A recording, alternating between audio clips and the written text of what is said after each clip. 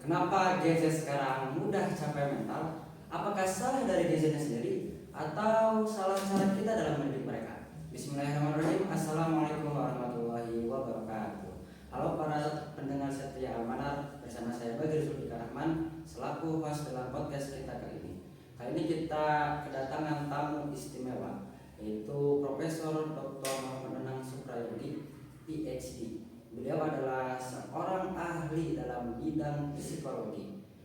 Pada kesempatan kali ini kita akan membahas bagaimana perbedaan Gen Z dahulu dan Gen Z sekarang dalam cara pandang psikologi dan perspektif dari beliau secara pengalaman. Ya, baik, untuk selanjutnya kami akan serahkan beberapa pertanyaan kepada narasumber sekarang. Boleh ceritakan sedikit tentang perjalanan usaha sendiri dalam bidang psikologi ini. Oke, baik. Terima kasih.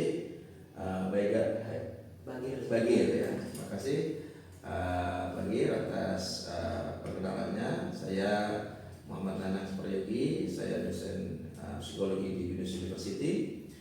Saya belajar psikologi dari mulai di pesantren, dulu ada pelajaran psikologi, masuk ke dalam salah satu mata pelajaran dan saya menyukai pelajaran tersebut. Kemudian ketika kuliah S1 saya mengambil psikologi, kuliah S2 juga saya mengambil psikologi, lebih spesifik psikologi pendidikan.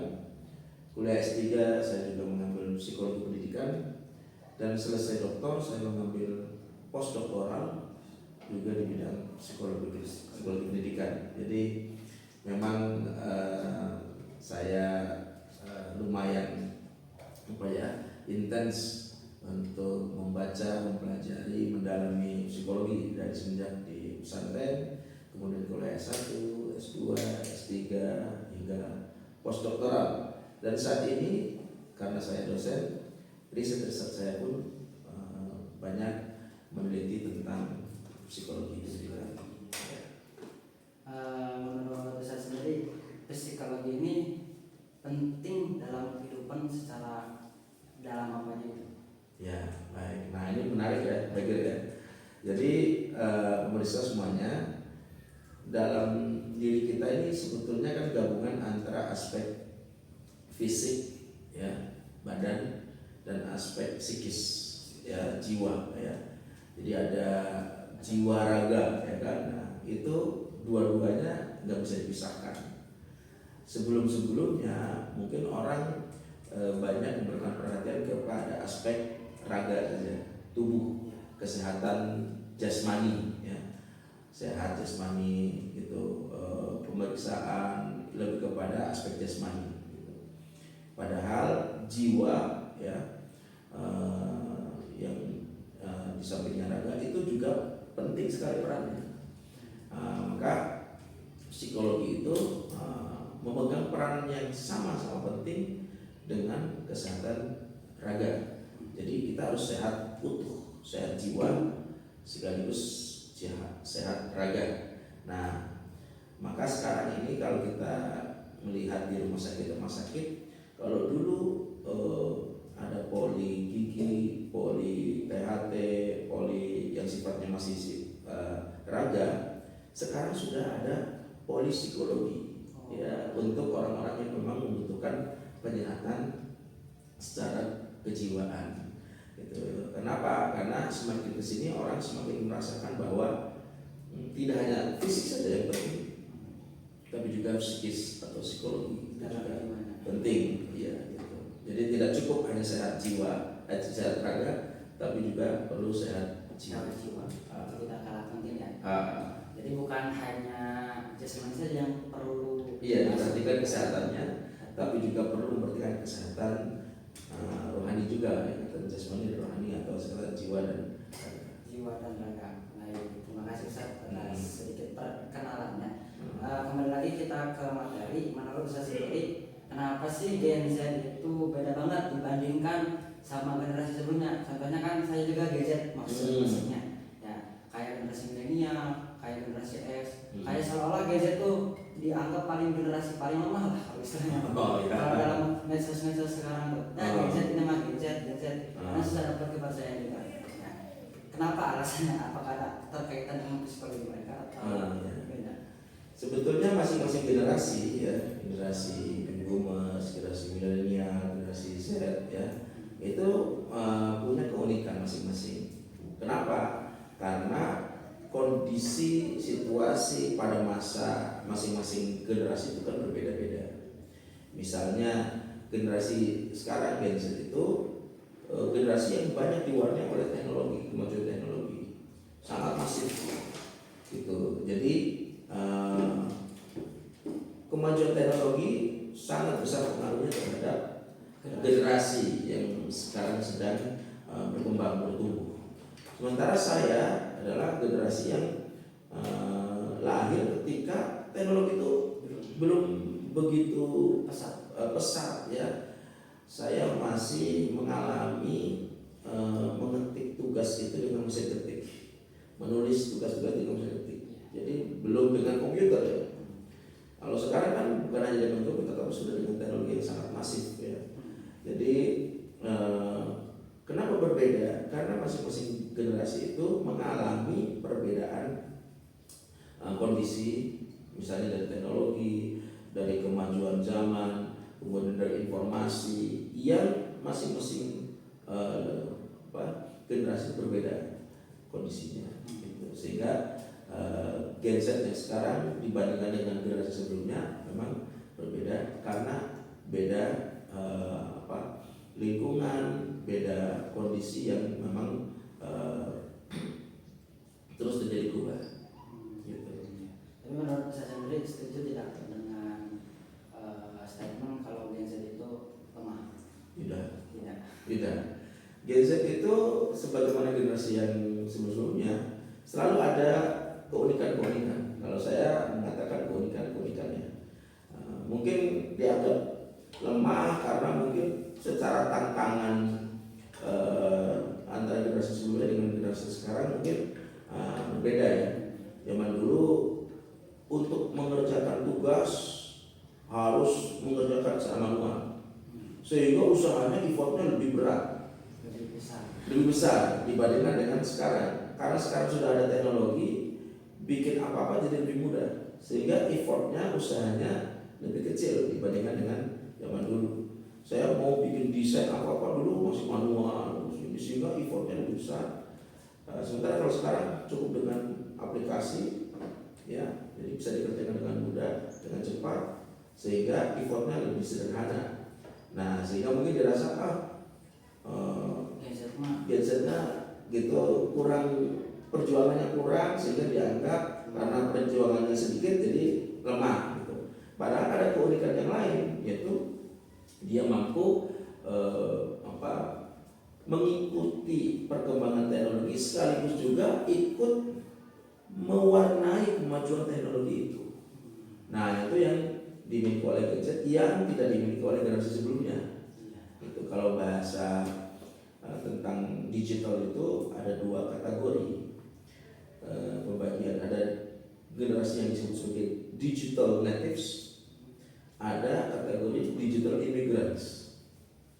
Digital natives adalah generasi-generasi yang ketika lahir teknologi sudah berkembang pesat. Jadi lahir sudah dalam kondisi teknologi berkembang pesat. Itu digital natives. Nah, jadi memang ahli bidang itu bahkan ketika lahir mungkin dia sudah dibikinkan akun medsos.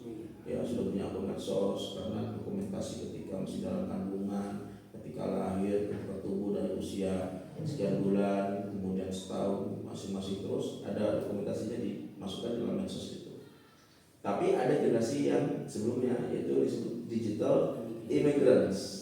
Generasi digital immigrants itu generasi yang tumbuh ketika teknologi belum berkembang secara masif. Ya, masih sangat langka perkembangan teknologinya. Nah, sehingga dia harus mempelajari teknologi yang sekarang berkembang itu setelah dia dewasa. Seperti saya digital immigrants. Saya harus mempelajari tentang aplikasi yang ada di komputer atau di App Store atau di berbagai macam perkembangan teknologi sekarang, dan saya harus berjuang untuk bisa ikut mengikuti kemajuan teknologi digital. Sementara generasi yang digital natives, dia ada sejak lahir, kemudian sudah terbiasa bermain-main dengan teknologi, gitu. Kira-kira seperti itu.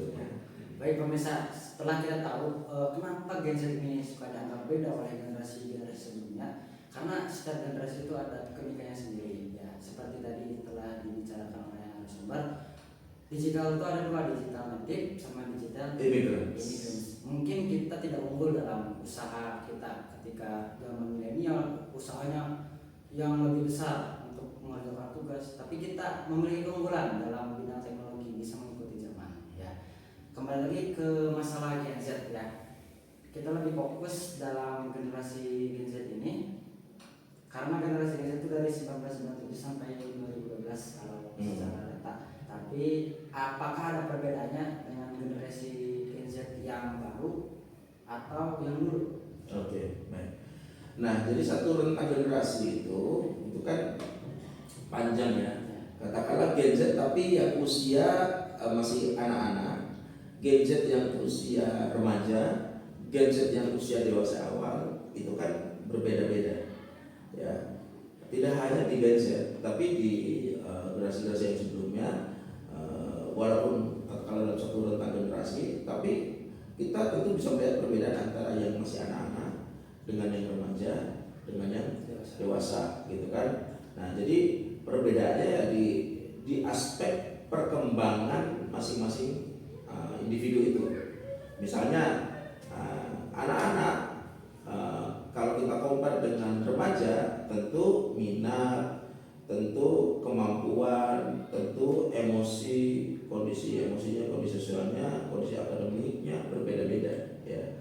Gitu. Misalnya kalau mengikuti teori perkembangan kognitif dari salah satu tokoh perkembangan kognitif, misalnya bisa kita sebut tokoh yang terkenal Jean Piaget, dia membagi perkembangan kognitif itu dalam 4 tahap. Perkembangan pertama sensori motorik, kemudian operasional konkret, dan operasional formal.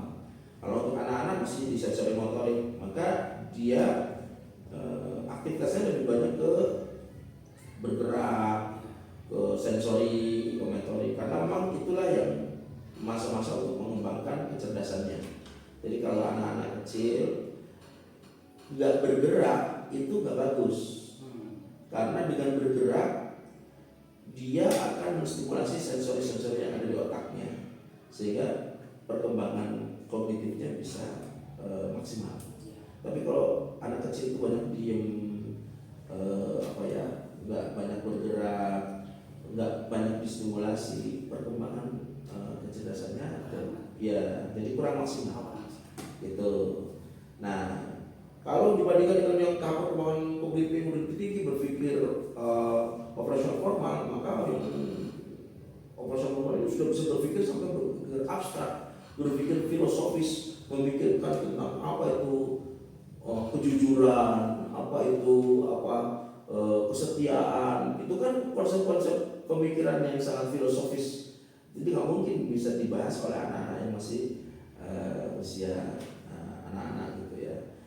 Jadi dalam walaupun satu generasi Gen Z, tapi kalau antara anak-anak, remaja, dewasa itu beda. Kenapa berbeda?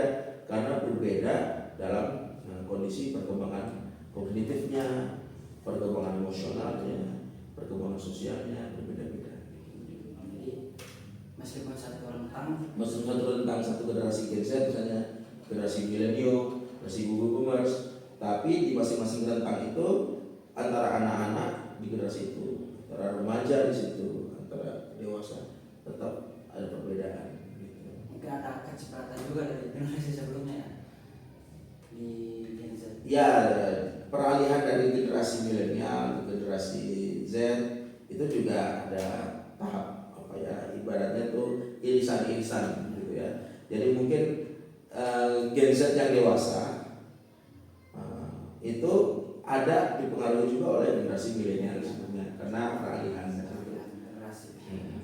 Baik, untuk selanjutnya karena Gen Z ini sering berkembang pesatnya dengan teknologi, apakah teknologi ini menjadi alat bantu atau malah jadi problem bagi genset tersebut?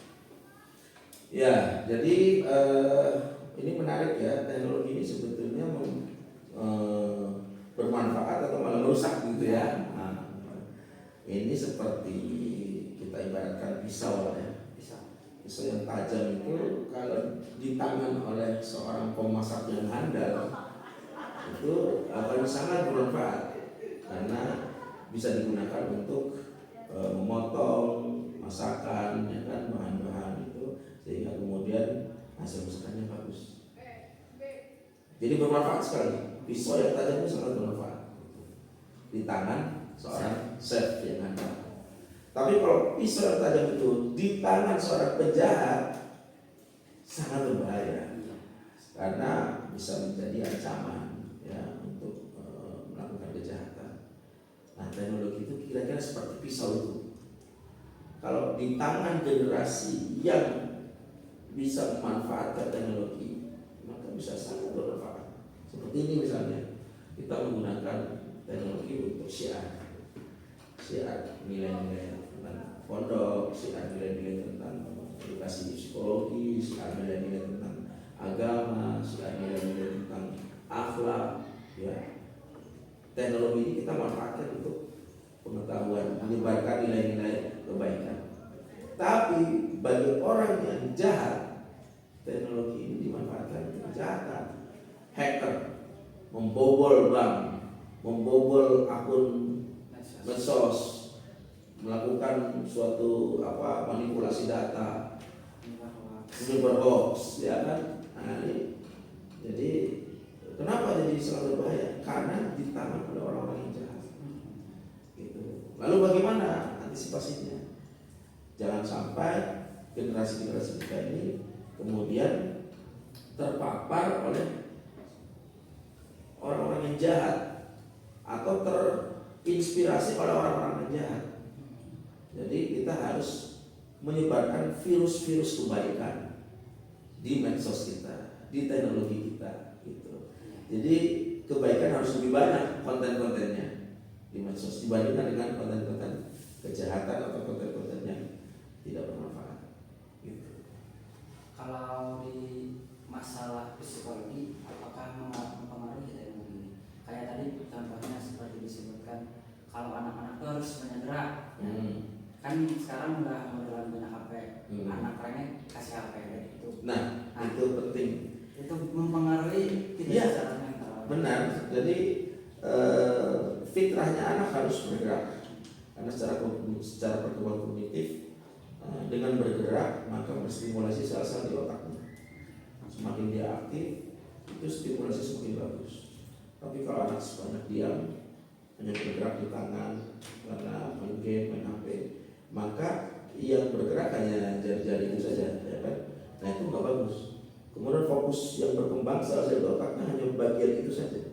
Padahal di dalam tubuh kita sel-sel di otak itu ada yang menyatakan sampai 1 triliun neuron ya, yang masing-masing sel itu bertugas untuk bidang yang berbeda-beda. Ada tentang bahasa, ada tentang sosial, ada tentang emosi, ada tentang analytical thinking, ada yang problem solving masing-masing. Nah, itu semua harus berkembang. Jadi ketika berinteraksi, ketika bermain, itu sebetulnya mengembangkan semua potensi-potensi yang ada pada manusia. Tapi kalau hanya main game, jadi yang distimulasi hanya itu saja. Dia nggak distimulasi untuk bermain dengan teman. Dia nggak stimulasi untuk kalau ada masalah dia harus menghadapinya bagaimana. Dia nggak stimulasi untuk menerima kekalahan. Ya, dia nggak bisa distimulasi untuk sabar, untuk antri. Nah, itu yang membahayakan gitu. Teknologi. Ya, teknologi kalau si anak itu ya kemudian dibiarkan bermain dengan teknologi tanpa dibarengi dengan perkembangan perubahan yang lain gitu. Maka memang harus dibatasi, jangan sampai si anak itu kemudian tenggelam dalam menggunakan teknologi sehingga aspek perkembangan yang penting yang lain itu nggak berkembang. Jadi intinya teknologi ini harus disesuaikan ya. Ya, ibarat makanan, apa sih yang makanan yang dianggap bagus, misalnya buah, bagus nih, Tapi kalau setiap hari makan buah terus nggak bagus, betul. Karena kita butuh buah, butuh protein, butuh karbohidrat, butuh vitamin, macam-macam kan. Nah, jadi tubuh kita ini harus mendapatkan asupan yang beragam. Nah, teknologi itu salah satu asupan, tapi ada asupan perkembangan sosial, asupan perkembangan emosi, asupan perkembangan kognitif, itu juga harus kita berikan kepada anak-anak. Itu supaya berkembangnya maksimal semuanya. Jadi jangan sampai timpang. Kalau hanya salah satu saja yang diberikan, yang lainnya diabaikan, jadi timpang. Baik, Ustaz. Nah, kalau Gen Z sendiri lebih seringnya terkena masalah apa pada hari ini? Beragam ya, tergantung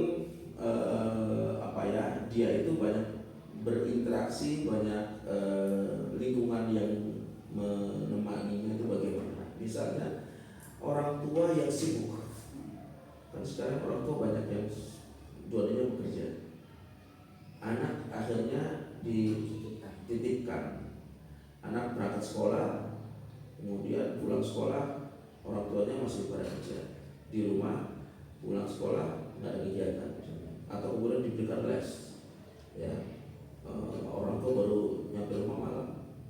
Nah, sehingga kemudian kesibukan orang tua membuat Kasih sayangnya ya kurang, maksimal. ya kan. Nah, jadi ya itu kira-kira berbahayanya jadi seperti itu kalau seandainya timpang gitu ya. Jadi teknologi dipakai tapi tidak diimbangi dengan kasih sayang, perhatian orang tua, komunikasi dengan teman-teman yang lain, ya, sehingga ya itu harus diantisipasi. Baik, buat kebanyakan Gen Z kan sering merasa capek secara mental. Itu kenapa Pak? Apakah ada kaitannya dengan psikologi? Ya, capek secara mental ya. Kadang suka merasa paling bersalah. Ya. Iya. Kalau kita baca di medsos ya, wah kena mental nih, kena mental nih, atau saya ada problem mental health nih gitu. Mungkin karena gini, sekarang teknologi media sosial sudah sangat berkembang pesat, sehingga orang yang dulu akses informasi tentang psikologi itu terbatas dulu ya, kalau sekarang akses informasi tentang teknologi itu terbuka sangat luas, sehingga orang yang tadinya nggak aware, nggak punya informasi, nggak punya kesadaran yang cukup tentang kesehatan mental, sekarang jadi terpapar sangat banyak. Sayangnya tidak semua informasi yang ada di medsos itu benar, valid, cocok, tepat, gitu kan. Nah, jadi begitu si Gen Z itu membaca ini, udah menganggap itu benar yang dia baca, padahal belum tentu. Padahal harus divalidasi. Gitu. Nah, jadi ada informasi-informasi yang benar, tapi ada informasi yang salah, dan bahkan ada informasi yang menyesatkan. Bahaya sih. Nah, itu bahaya. Jadi apakah Gen Z sekarang lebih rapuh?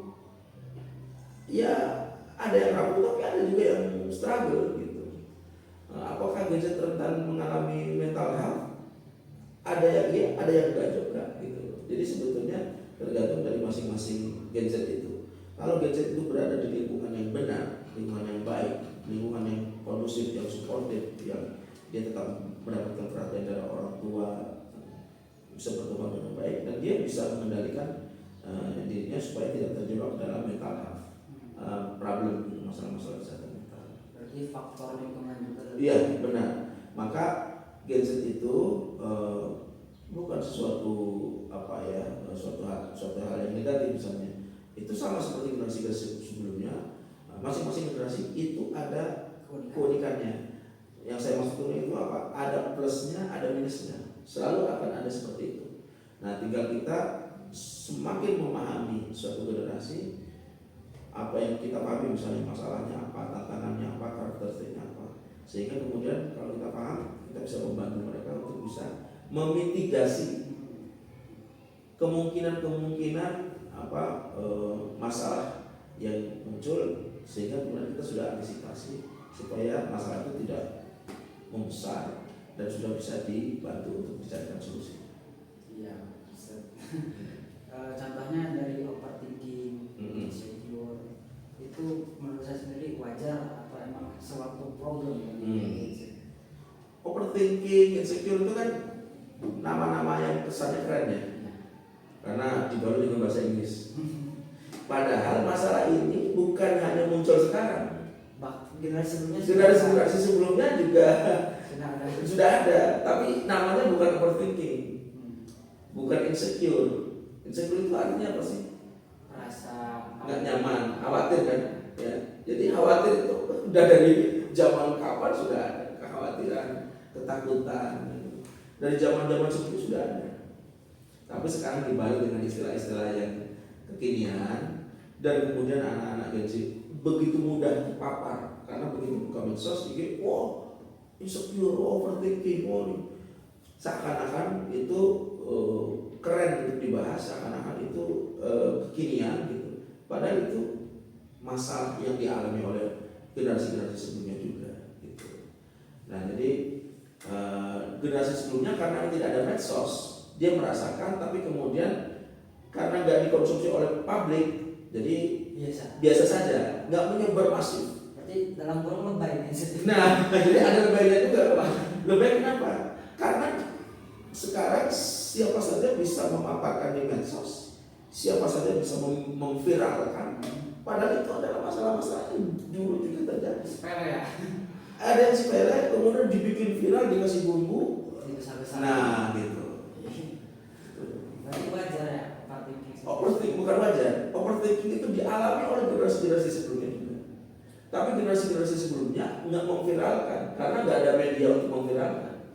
Hanya cerita dari satu orang. Nah, kalau cerita dari satu orang ke berikutnya ke teman-teman, paling ya hanya di lingkaran itu. Misalnya teman di sekolahnya, hanya di kelasnya aja. Yang kemudian temannya cerita lagi, ya hanya sekitar situ. Penyebarannya. Beda dengan sekarang. Sekarang diceritakan di medsos.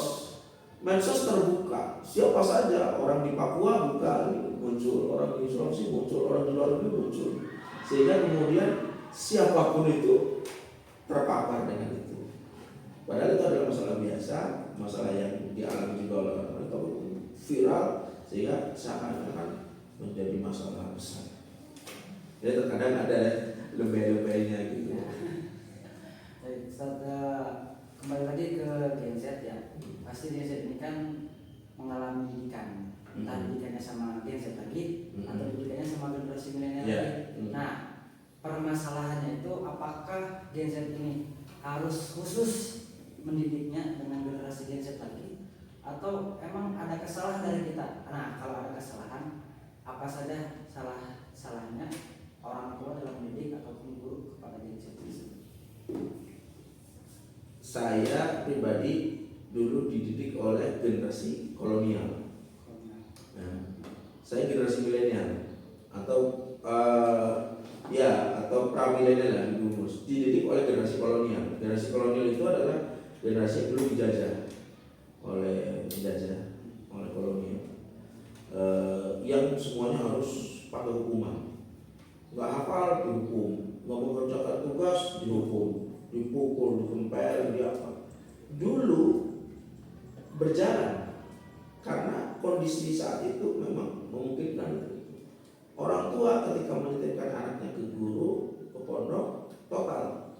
Jadi anaknya mau diapain sama guru, sama ustadz, sama ini terima, gitu. Nggak akan protes. Tapi sekarang udah beda kan? Anak dipukul, protes, orang tuanya melaporkan guru tersebut ke polisi memproses, gurunya malah kemudian dihukum. Nah, jadi udah berbeda. Nah, jadi pertanyaannya apakah generasi Z ini bagusnya dididik oleh Gen Z atau generasi sebelumnya? Tidak harus seperti itu. Dididik oleh generasi manapun asalkan pendidiknya itu paham karakteristik dari Gen Z, maka dia bisa membantu Gen Z untuk berkembang secara maksimal gitu. Jadi saya mengalami dididik oleh generasi kolonial, mengalami dididik oleh generasi boomers, generasi milenial, termasuk sekarang untuk pelajaran-pelajaran atau pelatihan-pelatihan terkait dengan teknologi, saya itu diajarin oleh generasi di bawah saya. Karena saya kan nggak paham. Misalnya sekarang muncul ada TikTok lah, ada apa. Kan saya nggak bisa mengikuti semua teknologi yang baru kan. Yang mengikuti adalah generasi-generasi di bawah saya.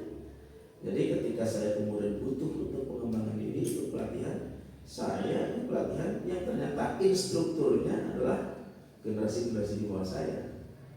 Dan itu nggak apa-apa. Yang penting si pendidik itu paham karakteristik masing-masing generasi dan bagaimana cara untuk masuk supaya bisa ketemu chemistry-nya. Tapi sesuai yang saya alami itu, kalau Gen Z itu kadang kasih ini kan mental. Apakah itu salah dari Gen Z-nya sendiri atau salah dari si pendidiknya? Dua-duanya berperan. Yang pertama, si pendidiknya harus paham dulu karakteristik si anak ini dari aspek mana dia bisa masuk. Kemudian si anaknya juga harus membuka diri untuk menerima gitu. Ibaratnya kayak gelas kosong. Iya, jadi kalau si anak itu sudah merasa menutup diri, diisi sebanyak apapun akhirnya akan tumpah gitu. Jadi dua-duanya harus berperan. Jadi gak ada yang salah dari mereka.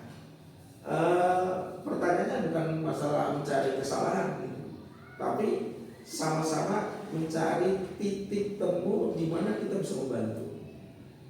Karena setiap individu itu, kalau kita yakini ya dalam agama kita itu yuladu ala fitrah. Setiap anak itu terlahir dengan kondisi suci, dengan kondisi bersih. Nah, kita ingin membantu dia, kita ingin mendidik dia, kita ingin mendevelop dia untuk berkembang semaksimal mungkin. Maka kalau dia itu dididik dengan didikan yang jelek ya, dia akhirnya menjadi jelek hasilnya kan. Gitu. Tapi ada juga orang yang sudah dikasih di lingkungan bagus, dikasih pendidikan yang terbaik, tapi kalau anaknya nggak mau, anaknya menutup diri, ya mubazir juga kan. Jadi dua-duanya dia harus dengan pendidikan yang terbaik, tapi anaknya juga ada kemauan untuk berkembang, ya untuk berubah gitu. Jadi dua-duanya harus berperan. Dua-duanya penting ya. Iya, dua-duanya penting, baik itu gurunya, pendidiknya, ataupun si anaknya itu. Jadi gak ada masalah. Berarti gak salah kita menerapkan pendidikan generasi milenial ke generasi Gen Z.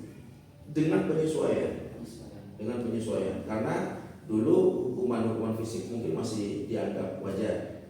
Kalau sekarang hukuman fisik sudah sama sekali tidak diperbolehkan. Jadi boleh kita memberikan punishment ya. Karena ada teori tentang pendidikan untuk merubah manusia itu bisa dengan reward, bisa dengan punishment. Selain dengan pendekatannya. Tapi punishmentnya jangan fisik. Beda berarti ada. Iya, punishmentnya adalah sesuatu yang misalnya dia wah kalau nanti saya rugi gitu. Misalnya kalau kamu tidak mengerjakan ini, waktu istirahat kamu nanti yang tadinya kamu boleh istirahat 30 menit, kamu hanya boleh istirahat 15 menit. Kamu hanya boleh main sebentar saja. Kan si anak jadi rugi kan. Jadi hukumannya bukan hukuman fisik, tapi diambil sesuatu yang dia suka. Kan akhirnya, saya nggak mau istirahat saya cuma sebentar. Ya udah kalau gitu saya jangan melanggar. Gitu. Jadi dicari cara bagaimana supaya anak itu mau berkembang, anak itu mau berubah menjadi lebih baik, tapi bukan dengan hukuman fisik. Berarti punishment tetap ada tapi cuma beda tone aplikasi. Iya, jadi kan dalam teori tentang perubahan perilaku manusia itu sebenarnya teorinya banyak ya. Apakah dengan asosiasi mengaitkan ini, atau dengan reward and punishment, atau dengan observasi, atau macam-macam ya. Nah, zaman dulu oleh generasi milenial itu cara menerapkannya adalah bagaimana? Waktu itu masih oke, masih cocok. Kalau sekarang sudah nggak oke, udah nggak cocok. Kita cari pengaplikasiannya yang lebih bisa diterima untuk saat ini.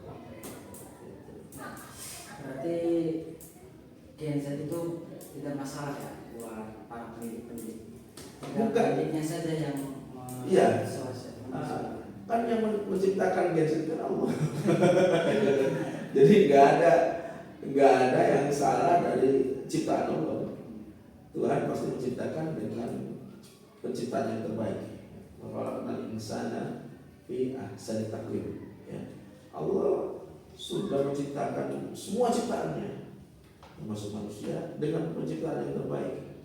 Ma khalaqta hadza batila. Enggak ada yang batil dari penciptaan Allah. Nah, tinggal bagaimana kita kemudian melihat, oh ini tumbuhan ini supaya berkembang, supaya bagus dan berbuah, bagaimana ya Pak? Apa yang bisa kita lakukan? Oh berarti harus disiram, harus mendapat sinar matahari, nah sehingga kemudian jadi tumbuh, berkembang, berbuah, berhasil. Tapi kalau misalnya ini udah tumbuhan ini bagus sebetulnya, tapi nggak disiram, nggak dikasih matahari, layu, mati, mubazir kan? Padahal bibitnya begitu bagus. Jadi kira-kira seperti itu. Jadi dua-duanya sebetulnya berperan, bibitnya juga harus bagus, lingkungannya juga harus suportif, mendukung. Kalau mau jadi Gen Z yang kuat, yang nggak dianggap lemah lagi, apa solusinya? Tips and trick. Nah ini menarik ya. Jadi sebetulnya masing-masing generasi selain tadi saya bilang ada keunikannya, juga ada tantangannya. Ya, tantangan di generasi sebelumnya adalah misalnya susah mengakses informasi, susah mendapatkan modal, misalnya gitu. Kalau sekarang informasi udah sangat terbuka. Mau informasi tentang apa aja tinggal ketik di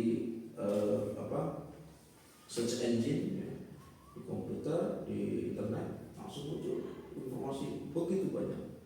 Pertanyaannya, dari misalnya saya pengen tahu bagaimana cara memasak soto, ketik aja cara memasak soto, akan muncul jutaan entry tentang cara memasak soto. Dari jutaan entry itu mana yang mau saya ambil? Mana yang paling benar, mana yang paling bagus, sampai kita kelelep informasi. Zaman dulu susah cari informasi, sekarang kita kelelep dengan informasi. Nah, jadi berbeda di situ sehingga kemudian tantangannya berbeda. Kalau dulu tantangannya di informasi, modal, kalau sekarang tantangannya bukan itu. Karena informasi sudah sangat banyak. Modal orang sekarang banyak orang yang punya duit bingung mau diinvestasikan di mana, karena banyak investasi yang kemudian ternyata bodong, investasi ternyata rugi, gitu kan. Akhirnya investor itu sekarang malah siapa ya yang bisa saya jadikan sebagai untuk ini kan mengembangkan kekayaan saya, modal saya, gitu. Jadi tantangannya di situ. Maka untuk generasi-generasi sekarang Gen Z itu apa sih tantangan? Bagaimana dia mengembangkan soft skill, jadi bukan menjadi pribadi yang tadi lemah gitu, dikit-dikit merasa ini gitu. Tapi harus generasi yang tangguh, generasi yang kreatif. Karena sekarang kita sudah mengalami yang namanya disrupsi, perubahan yang begitu radikal. Ojek online sekarang begitu masif ya, transportasi online begitu masif sehingga mengalahkan transportasi lokal yang ada. Hancur. Toko-toko yang tadinya ramai, ya, mal-mal yang tadinya ramai tiba-tiba sekarang bisa oleh e-commerce, ya, online shop, sehingga kemudian sepi pengunjung. Kenapa? Lebih asik di online kan belanjanya, lebih mudah, lebih murah, ya kan, nggak capek, nggak usah parkir, nggak usah jalan ke sana. Nah, artinya apa? Generasi-generasi sekarang tantangannya adalah bagaimana mengembangkan kreativitasnya untuk menjadi pemenang di persaingan-persaingan yang sekarang adalah era digital, yang harus kuat di kreativitas, di ide-ide segar, terobosan-terobosan baru. Ya, siapa yang menyangka bahwa 10 tahun, 20 tahun yang lalu orang bisa belajar lewat handphone gitu. Ternyata sekarang semuanya hampir rata pakai handphone belajarnya. Nah, ide itu kan muncul dari orang yang menguasai teknologi, dan gadget itu udah sangat mapan karena dia lahir di era digital sudah berkembang masif, dan dia juga adalah digital natives. Jadi dia untuk belajar tentang digital sudah sangat mudah karena dia digital natives, berbanding terbalik dengan saya digital immigrants. Saya harus bersusah payah untuk mempelajari ini. Jadi mereka sebetulnya punya keistimewaan, lebih mudah untuk belajar terkait dengan teknologi. Tantangannya adalah dia harus kreatif, harus mengembangkan soft skill, jangan gampang menyerah. Usaha ini gagal, jangan langsung putus asa, coba yang lain lagi, coba yang ini, coba yang ini. Nah, soft skill itu juga jadi yang harus dimiliki oleh si Gen Z supaya dia kemudian menjadi pemenang di tengah persaingan yang begitu masif dan di era disrupsi yang memporak-porandakan ketatanan ekonomi, ketatanan sosial yang selama ini udah berjalan baik, tiba-tiba dihancurkan oleh datangnya teknologi yang merusak itu semua. Begitu tiba-tiba muncul transportasi online yang merusak tatanan transportasi yang sudah ada.